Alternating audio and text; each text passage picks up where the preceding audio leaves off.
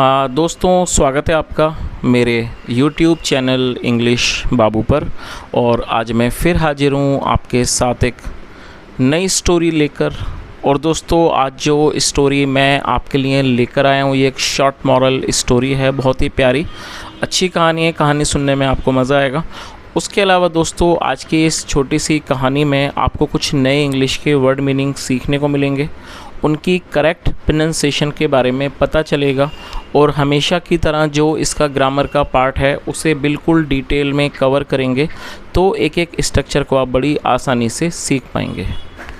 तो चलिए दोस्तों, आज की इस कहानी को हम शुरू करते हैं और सबसे पहले कहानी का टाइटल देखते हैं। कहानी का टाइटल है द हिडन ट्रेजर। क्या मतलब हुआ दोस्तों? हाइड का मतलब होता है छुपना या फिर छुपाना, और जो उसकी थर्ड फॉर्म है वो है हिडन।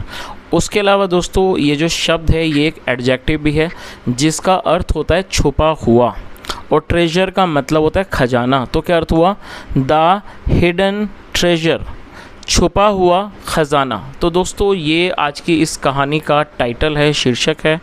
और अब मैं इसे पढ़ना शुरू करता हूँ। आपसे रिक्वेस्ट है कहानी को बिल्कुल ध्यान से सुने, और यदि आज की स्टोरी में आपको कोई भी नया वर्ड या फिर नया स्ट्रक्चर मिले तो आप उसे नोट करें, और यदि कहानी पसंद आए तो लाइक भी ज़रूर करें। तो चलिए इसको शुरू करते हैं। Once there lived a poor beggar. क्या मतलब हुआ दोस्तों? ये जो वाक्य है ये पास्ट इंडेफिनिट का अफर्मेटिव वाक्य है, और जब हम पास्ट इंडेफिनिट में कोई भी अफर्मेटिव का वाक्य बनाते हैं तो वहाँ वर्ब की सेकंड फॉर्म का प्रयोग किया जाता है। LIVE, लिव का मतलब होता है किसी स्थान पर रहना या फिर निवास करना, और सेकंड फॉर्म है लिव्ड। तो क्या अर्थ हुआ?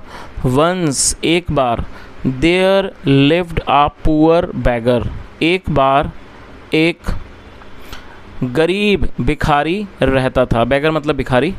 He would sit at the same place daily and ask for arms from people. क्या मतलब हुआ?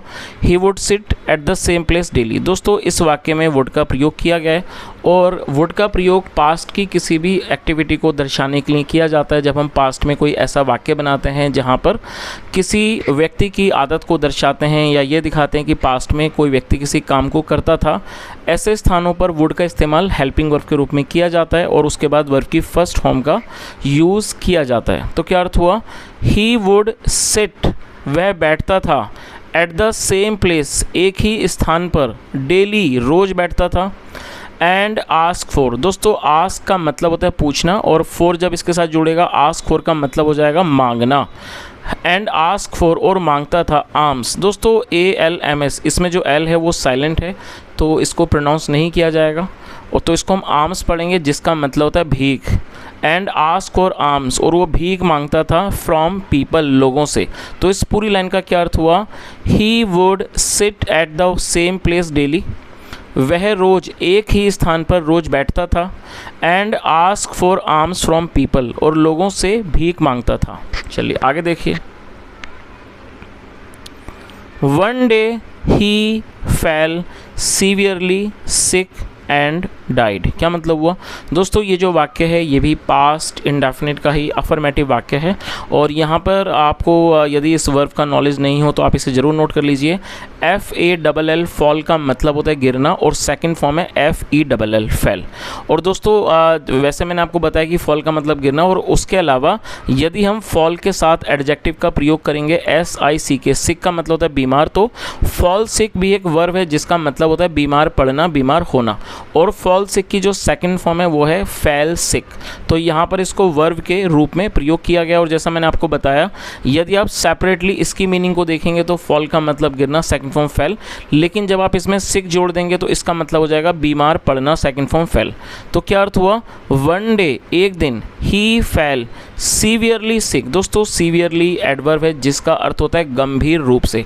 सबसे पहले आप इस बात को समझ लीजिए कि एडवर्ब का क्या इस्तेमाल है और एडवर्ब को कैसे पहचानते हैं। एडवर्ब का मतलब होता है ऐसा कोई भी शब्द जो किसी वर्ब की विशेषता का वर्णन करे, उसे एडवर्ब कहा जाता है। और दोस्तों आप देखेंगे तो ज़्यादातर जो एडवर्ब हैं वो एल वाई पे ख़त्म होते हैं, तो आप उन्हें ईजिली पहचान सकते हैं। और इस चीज़ को भी ध्यान में रखें कि जो एडवर्ब का इस्तेमाल किया जाता है वो वर्ब की विशेषता का वर्णन करने के लिए किया जाता है। तो इस लाइन का क्या अर्थ हुआ, वन डे एक दिन, ही फेल सीवियरली सिक, एक दिन वह गंभीर रूप से बीमार पड़ गया, एंड डाइड और उसकी मृत्यु हो गई। दोस्तों DIE डाई का मतलब मरना, मृत्यु होना, second form died, and died और उसकी मृत्यु हो गई। आगे देखिए, the people of the locality contributed some money and performed the last rites of the beggar। क्या मतलब हुआ the people of the locality. दोस्तों जो इसमें सब्जेक्ट है वो है the people of the locality, और ये भी हमारा पास्ट इंडेफिनिट का अफर्मेटिव वाक्य है जहाँ सेकंड फॉर्म का इस्तेमाल किया जाता है। दोस्तों CONTRIBUT कंट्रीब्यूट का मतलब होता है योगदान करना या फिर अंशदान देना। जब आप किसी चीज़ में थोड़े से पैसे देते हैं, अंशदान जिसको कहा जाता है, उसको कंट्रीब्यूट कहते हैं, या फिर इसको दूसरा इसका अर्थ होता है योगदान देना, और सेकंड फॉर्म है कंट्रीब्यूटेड। तो क्या अर्थ हुआ, the people of the locality, locality का मतलब हो गया क्षेत्र, क्षेत्र के लोगों ने या कह सकते हैं इलाके के लोगों ने कंट्रीब्यूटेड सम मनी, कुछ पैसों का योगदान दिया, and performed the last rights. दोस्तों लास्ट राइट्स का मतलब होता है अंतिम संस्कार, और उन्होंने अंतिम संस्कार कर दिया ऑफ द बैगर, भिखारी का। तो पूरी लाइन का क्या अर्थ निकला, the people of the locality contributed some money and performed the last rites of the beggar. इलाके के लोगों ने कुछ पैसों का योगदान दिया और भिखारी का उन्होंने अंतिम संस्कार कर दिया। आगे देखिए,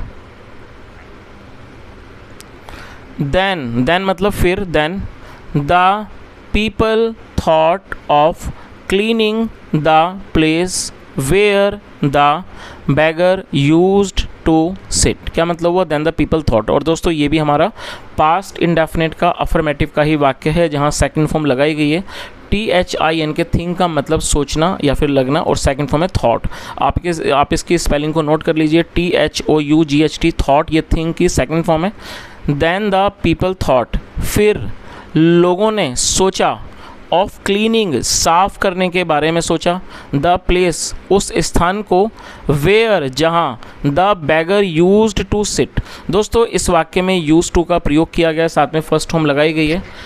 यूज टू का इस्तेमाल पास्ट के वाक्यों में किसी भी तरह की कंसिस्टेंसी को मतलब कि निरंतरता को दर्शाने के लिए किया जाता है। जब हम पास्ट में कोई ऐसा वाक्य बनाएंगे जहां हम ये दिखाते हैं पास्ट में कोई भी व्यक्ति किसी काम को बराबर करता था, नियमित रूप से करता था, ऐसे स्थानों पर सब्जेक्ट के बाद यूज टू का प्रयोग किया जाता है, और यूज टू के बाद हमेशा ही वर्ब की फर्स्ट फॉर्म का यूज़ करना होता है।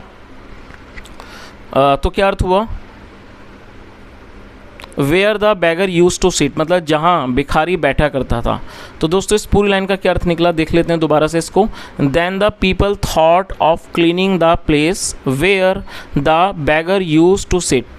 फिर लोगों ने सोचा, फिर लोगों ने उस स्थान को साफ करने के बारे में सोचा जहाँ भिखारी बैठा करता था।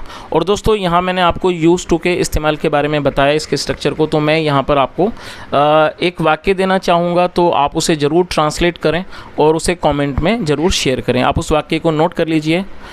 मैं उसकी मदद किया करता था। आई रिपीट द सेंटेंस, मैं उसकी मदद किया करता था। तो दोस्तों आप इस वाक्य को ज़रूर ट्रांसलेट करें और कमेंट में भी शेयर करें। चलिए आगे देखिए। They saw that the mud of that place was something different from normal। क्या मतलब हुआ दोस्तों, ये भी पास्ट इंडेफिनिट का ही वाक्य है जहाँ सेकंड फॉर्म लगाई गई है। SEEC मतलब देखना और सेकंड फॉर्म है सॉ। THEY दोस्तों दे का मतलब होता है वे या फिर वे लोग। जब सब्जेक्ट में एक से अधिक लोग शामिल होते हैं तो दे का प्रयोग किया जाता है, जो कि एक प्लूरल नाउन है। दे सो उन्होंने देखा, दैट की the mud of that place. Mud का मतलब हो गया कोई गीली मिट्टी या कीचड़, उसे मड कहा जाता है। जो उस जगह की मिट्टी थी, गीली मिट्टी, वॉज समथिंग डिफरेंट, वो थोड़ी सी अलग थी, फ्रॉम नॉर्मल, मतलब सामान्य तौर पर जैसी होती है उससे वो थोड़ी सी अलग थी। तो इस पूरी लाइन का क्या अर्थ हुआ? They saw that the mud of that place was something different from normal. उन्होंने देखा कि उस जगह की जो मड थी, मतलब जो उस जगह की गीली मिट्टी थी, वो नॉर्मल से, मतलब सामान्य से थोड़ी सी अलग थी। They dug up the place and found a jug full of gold coins. क्या मतलब हुआ दोस्तों? डिगअप का मतलब होता है किसी चीज़ को खोद कर निकालना, और सेकंड फॉर्म है डगअप, और ये भी हमारा पास्ट इंडेफिनिट का ही वाक्य है जहाँ सेकंड फॉर्म लगाई गई है। दे डगअप द प्लेस, उन्होंने उस क्षेत्र को, मतलब उस जगह को खोद दिया। एंड फाउंड, और पाया, अ जग, उन्हें एक जग मिला, उन्होंने एक जग पाया, फुल ऑफ गोल्ड कॉइन्स, जो कि सोने के सिक्कों से भरा हुआ था। आगे देखिए, दे all mocked at the bagger. दोस्तों MOC के मॉक का मतलब होता है किसी की हंसी उड़ाना, खिल्ली उड़ाना, किसी पर हंसना, और सेकंड फॉर्म है मॉक्ड। दे ऑल मतलब सब, they all mocked at the beggar मतलब वह सब भिखारी पर हंसे।